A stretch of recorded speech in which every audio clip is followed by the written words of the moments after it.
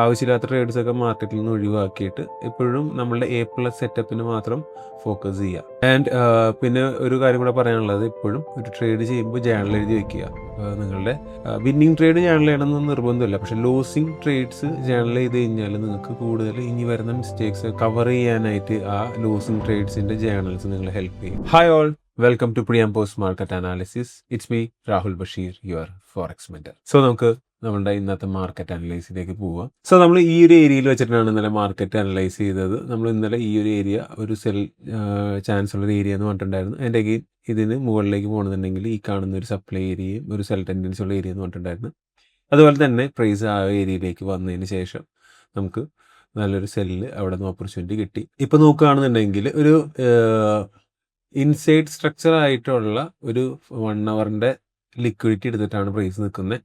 അതുകൊണ്ടിട്ടാണ് ഇവിടെ ആ ലിക്വിഡിറ്റി എടുത്തതിന് ശേഷം പ്രൈസ് ഒന്ന് കൺസോൾഡേറ്റ് ചെയ്യുന്നത്. സോ അപ്പോൾ ഇന്ന് ഈവനിങ് അൺഎംപ്ലോയ്മെന്റ് ക്ലെയിംസ് ന്യൂസ് ഉണ്ട്. അപ്പോൾ അത് നോക്കി ആ ന്യൂസിന്റെ റിസൾട്ട് വന്നതിന് ശേഷം മാത്രം ട്രേഡ് ചെയ്യുന്നതായിരിക്കും കുറച്ചും കൂടെ ബെറ്റർ ആയിട്ടുള്ള ഐഡിയ. ഇപ്പോൾ നിൽക്കുന്ന പൊസിഷനിൽ നിന്ന് മുകളിലേക്ക് പോകാനും ആൻഡ് ഇപ്പോൾ ഒരു 15 മിനിറ്റിൽ ലിക്വിഡിറ്റി എടുത്തത് കൊണ്ട് താഴത്തേക്ക് വരാനുള്ള ഒരു 50-50 ചാൻസ് ആണ് ഇപ്പോൾ കാണാനായിട്ട് സാധിക്കുന്നത്. ആ ന്യൂസ് കഴിഞ്ഞതിന് ശേഷം പ്രൈസ് ഈ ഒരു ഏരിയയിലേക്കൊക്കെ വരികയാണെന്നുണ്ടെങ്കിൽ ഡെഫിനറ്റ്ലി സെല്ല് നോക്കാം. അതല്ല ഇത് ബ്രേക്ക് ചെയ്യുകയാണെന്നുണ്ടെങ്കിൽ ഈ കാണുന്ന ഹൈ എന്ന് പറയുന്നത്, അതായത് ഇന്നലെ ക്രിയേറ്റ് ചെയ്ത ഡെയിലി ക്യാൻഡിലിന്റെ ഹൈ ആണ്. അപ്പോൾ ഇത് ബ്രേക്ക് ചെയ്ത് ഇവിടെ നിന്ന് ഒരു സെൽ കൺഫർമേഷൻ കിട്ടുകയാണെന്നുണ്ടെങ്കിലും ഡെഫിനറ്റ്ലി നമുക്ക് ഒരു സെല്ലിലേക്ക് തന്നെ നോക്കാം.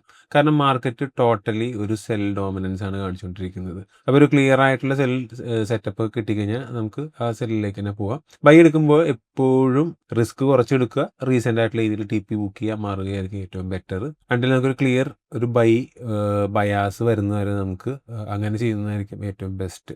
നാളെ ആയിട്ട് അത്യാവശ്യം ഒരു മേജറായിട്ടുള്ള മൂവ്മെൻറ്റ്സ് നമുക്ക് ഈ ന്യൂയോർക്ക് മാർക്കറ്റ് സെഷനിൽ കാണാനായിട്ട് സാധിക്കും. അപ്പോൾ എപ്പോഴും ആഫ്റ്റർ ന്യൂസ് മാത്രം ട്രേഡ് ചെയ്യുക. ഈ ഒരു ലോ ബ്രേക്ക് ചെയ്ത് താഴത്തേക്ക് പോവുകയാണെന്നുണ്ടെങ്കിൽ ഈ കാണുന്ന ഓർഡർ ഫ്ലോയിൽ നിന്ന് പ്രൈസ് റിയാക്ട് ചെയ്യുന്നത് കാണാൻ പറ്റും. ഈ കാണുന്ന 3900 3700 ലെവലിലേക്കൊക്കെ ഗോൾഡ് ഈസി ആയിട്ട് ഡ്രോപ്പ് ആവുന്നതായിട്ട് നമുക്ക് കാണാനായിട്ട് പറ്റും. സോ നമുക്ക് ഇനി USD അനലൈസ് ചെയ്യാം.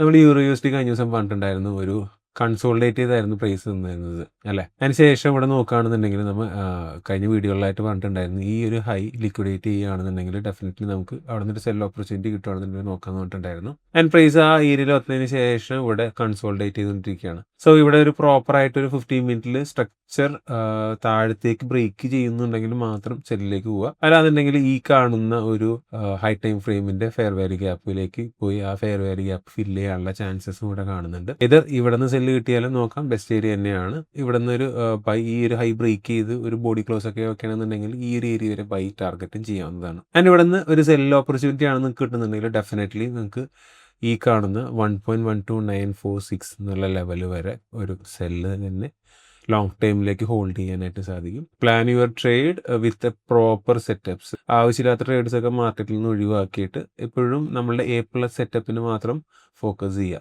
ആൻഡ് പിന്നെ ഒരു കാര്യം കൂടെ പറയാനുള്ളത്, എപ്പോഴും ഒരു ട്രേഡ് ചെയ്യുമ്പോൾ ജേണൽ എഴുതി വെക്കുക. നിങ്ങളുടെ വിന്നിങ് ട്രേഡ് ജേണൽ ചെയ്യണമെന്ന് നിർബന്ധമില്ല, പക്ഷേ ലോസിങ് ട്രേഡ്സ് ജേണൽ ചെയ്ത് കഴിഞ്ഞാൽ നിങ്ങൾക്ക് കൂടുതൽ ഇനി വരുന്ന മിസ്റ്റേക്സ് കവർ ചെയ്യാനായിട്ട് ആ ലോസിങ് ട്രേഡ്സിന്റെ ജേണൽസ് നിങ്ങളെ ഹെൽപ്പ് ചെയ്യും. ആൻഡ് നിങ്ങൾക്ക് അത്തരത്തിലുള്ള ട്രേഡിംഗ് ജേണൽസും കാര്യങ്ങളൊക്കെ താല്പര്യം ഉണ്ടെങ്കിൽ ജസ്റ്റ് താഴെ കമന്റ് ചെയ്താൽ മതി. നമ്മൾ ട്രേഡ് മാക്സ് അക്കാഡമി നമ്മൾ ഡെഡിക്കേറ്റഡ് ആയിട്ട് തന്നെ ഒരു ട്രേഡിംഗ് ജേണലും കാര്യങ്ങളൊക്കെ പ്രൊവൈഡ് ചെയ്യുന്നുണ്ട്. അപ്പോൾ നമ്മുടെ ഗോൾഡിന്റെയും യൂറോസിന്റെയും വ്യൂ ഇതാണ്. ആൻഡ് ഇതിൻ്റെ മാർക്കറ്റ് അപ്ഡേറ്റഡ് വീഡിയോ ആയിട്ട് നാളെ നമുക്ക് വീണ്ടും കാണാം. And thank you so much for watching. Have A nice day.